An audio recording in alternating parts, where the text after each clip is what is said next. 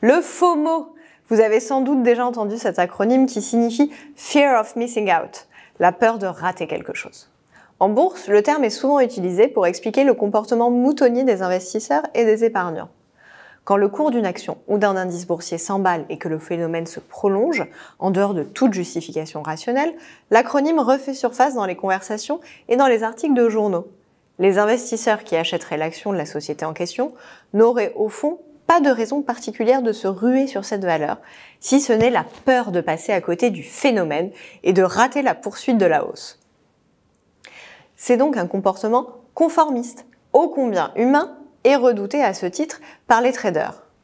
J'achète parce que mon voisin a acheté et qu'il a peut-être eu raison avant moi, avec l'espoir que la hausse se poursuive, même si la valeur a déjà beaucoup progressé.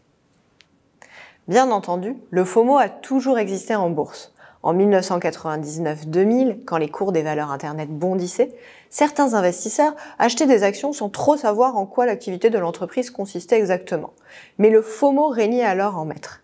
Il fallait mettre des valeurs Internet dans son portefeuille, même si ces valeurs réalisaient très peu de chiffre d'affaires et brûlaient des montagnes de cash.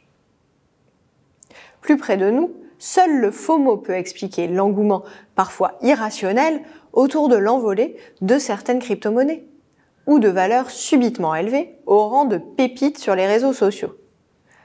Des valeurs qu'il faudrait posséder à tout prix dans son portefeuille, sous peine de passer pour un investisseur complètement dépassé. À ce titre, la frénésie autour de thématiques récentes comme le métaverse et bien entendu l'IA favorise les phénomènes de FOMO. Certes, nous ne sommes plus dans la situation de la bulle Internet au début des années 2000. Mais soyons clairs, le phénomène FOMO se porte mieux que jamais, avec le risque d'alimenter les bulles spéculatives et de renforcer l'exubérance irrationnelle des marchés. Une formule célèbre prononcée dès 1996 par Alan Greenspan, l'emblématique patron de la Fed de 1987 à 2006.